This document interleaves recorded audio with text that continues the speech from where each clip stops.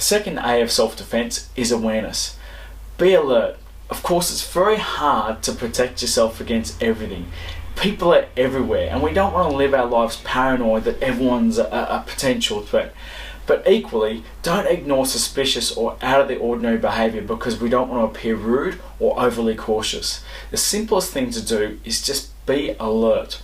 Look around when anything out of the ordinary happens, or even if people speak to you. You can still be friendly, just be alert. This may appear overly cautious to some people, but the simple act of you looking around and appearing alert means you're probably not an easy target.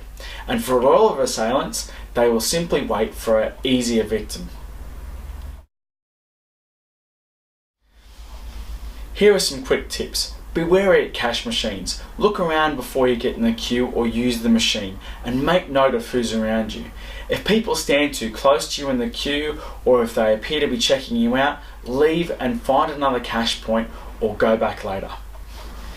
Walk wide around blind corners to avoid surprises. Never wear your hood up or on your hoodie or your jacket. Never walk around wearing headphones. If you're exercising, only put in one earphone and keep the volume down low. This enables you to still be aware of your surroundings while still enjoying motivating music. If you're going to talk or text on your phone in a public place, keep your head up and look around. Even if you're texting from here, keep your head and your chin up so you're observant. If you see anyone or anything that's concerning or suspicious, just simply put your phone away straight away. If you're drinking, always keep your drink in your hand and never leave it unattended. Deception.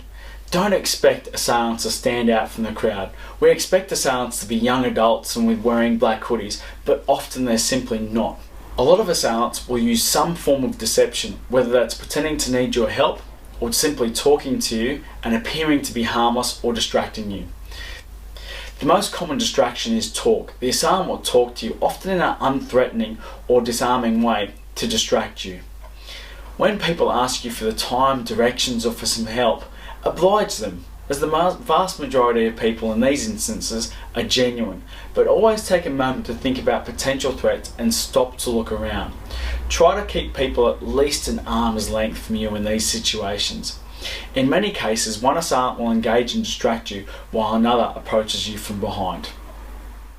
Signs that confrontations are escalating into physical violence. Anytime you're in any form of confrontation, you should be on high alert. This may escalate into physical violence.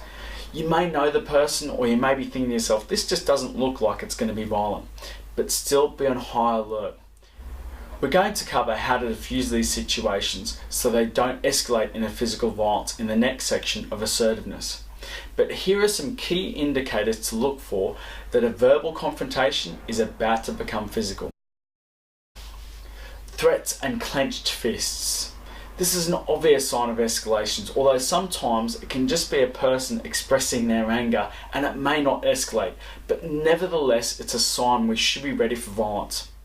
Holding one hand behind their back. Often assailants will stand at an angle, being expressive and animated with their front hand while holding the other hand behind their back. This ploy is used to draw your attention to the expressive hand, but of course it's the hidden or motionless hand that they intend to use to strike. A hidden hand is also likely to be holding a knife, a bottle, or other weapon.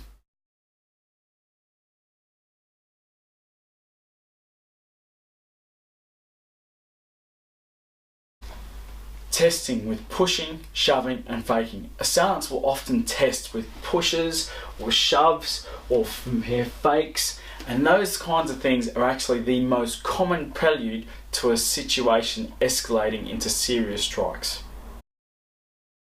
Surrounding you. If an assailant's friends are beginning to surround you, it's a surefire sign that they're setting you up for an ambush, and it's a clear indicator that they have the intent to attack you. To avoid this situation, run if you feel you can outrun them, or call the people who are surrounding you out by simply asking them, "Hey, are you trying to get round behind me?" This is quite confrontational, but lets them know the game is up, and hopefully it'll save you from being sucker punched from behind. Looking around. This is a definite indicator that you're about to be attacked. If an assailant looks around, they're checking to see whether you've got allies or if there's any authorities about or if there's any other witnesses before they attack you. Typically, they'll start looking around, looking over your shoulders from here and looking around behind them. Shorter words. When an assailant's preparing to strike, they'll often struggle with putting together longer sentences or even using long words. If an assailant's sentences are getting shorter, or worse, they're just shouting one word like, what, from here, it's a surefire sign that they're imminently going to attack you. Fake leaving. Sometimes an assailant will fake walking away, saying things like, I'm going to let you off this time. From here, they'll go to leave, and then when your guard's down, when you're thinking to yourself, phew, that was over, that's when they'll come back in and strike. I don't want any trouble, or I don't want to fight. This is a similar ploy to the fake leave, as they're saying they don't want any trouble or they don't want any fight just before they attack. Again, this ploy is done to bring your guard down. As mentioned above, anytime you're in a confrontation, you should already be ready for physical violence. If you observe any of these warning signs, you should put up your fence, if you haven't already. In the cases of someone testing, pushing or shoving or faking, or if they're looking around or using shorter words like what, from here, it's probably best to launch a preemptive strike.